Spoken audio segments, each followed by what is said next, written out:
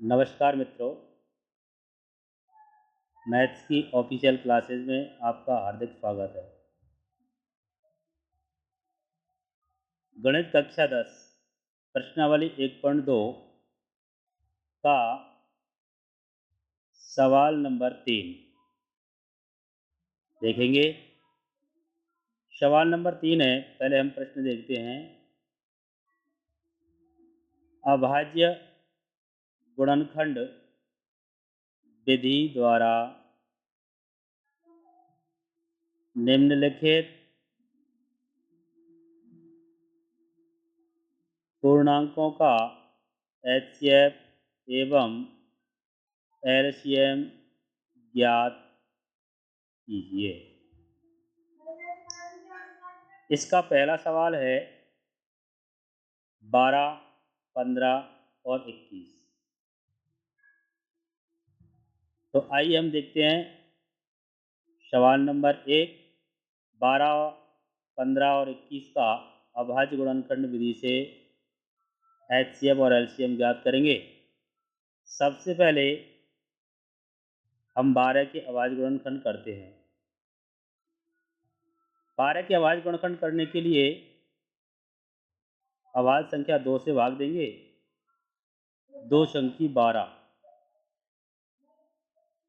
फिर 6 में 2 से फिर भाग देंगे।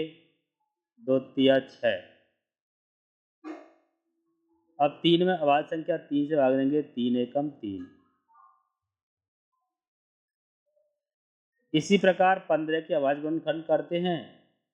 तो अभाज्य संख्या 3 से भाग देंगे। 3 5 15। 5 में 5 से भाग देंगे। 5 एकम 5। 21 के अभाज्य गुणनखंड करते हैं। 3 7 21। 7 एकम 7। इस प्रकार 12 के अभाज्य गुणनखंड हुए 2 गुणा 2 गुणा 3। 15 के अभाज्य गुणनखंड 3 गुणा 5। 21 के अभाज्य गुणनखंड 3 गुणा 7। एचसीएफ ज्ञात करने के लिए हम जोड़े बनाते हैं। तो 12, 15 और 21 के अभाज्य गुणनखंडों में केवल 3 का जोड़ा प्राप्त हो रहा है। यहाँ भी 3 है, यहाँ भी 3 है, यहाँ भी 3 है। इस प्रकार 12, 15 और 21 के अभाज्य गुणनखंडों में केवल 3 का जोड़ा प्राप्त होता है। इस प्रकार एक ही जोड़ा प्राप्त हुआ है। तो 12, 15 और 21 का एचसीएफ 3 प्राप्त होता है। अब देखते हैं एलसीएम। 12, 15, 21 का एलसीएम। एलसीएम ज्ञात करने के लिए इनके अभाज्य गुणनखंडों में 2 की सबसे उच्चतम घात देखते हैं। तो 12 के अभाज्य गुणनखंडों में 2 अधिक बार आया है। 2 × 2। तो हम 2 की उच्चतम घात लेते हैं। 2 × 2।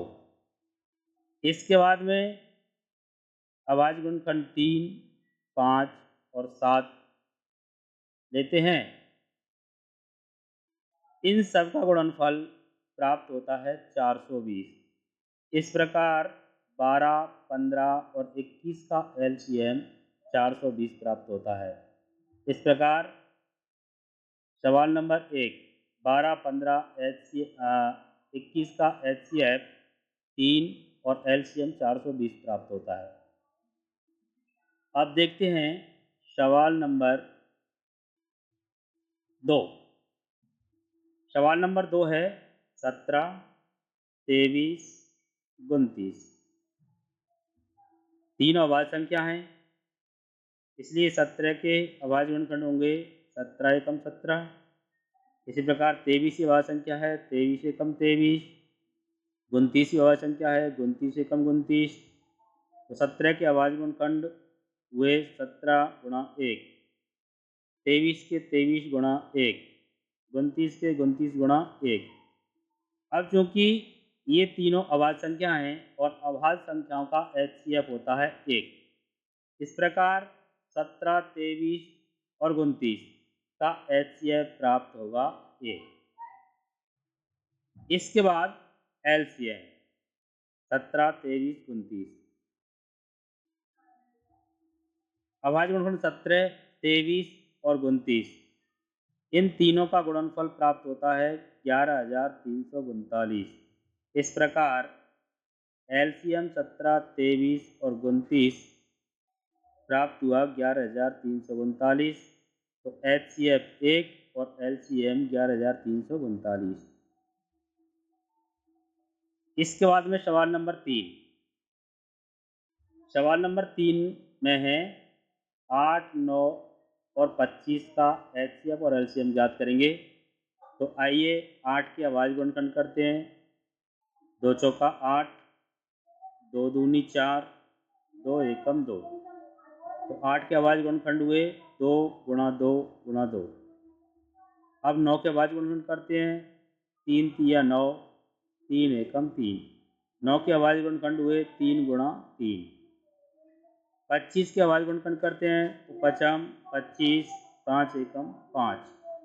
तो 25 के अभाज्य गुणनखंड 5 गुणा 5 प्राप्त होते हैं।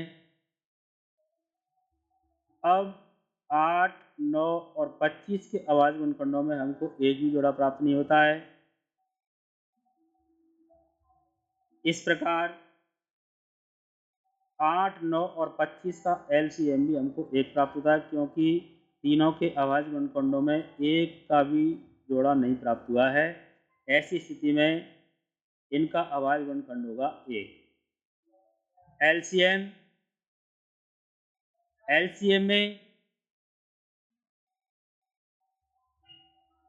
2 की उच्चतम घात 2 गुणा 2 गुणा 2 गुणा 3 गुणा 3 गुणा 5 गुणा 5, इन सब को हम गुणा करते हैं तो गुणनफल प्राप्त होता है 1800।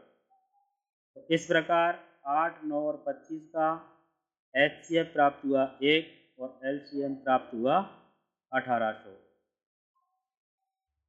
धन्यवाद।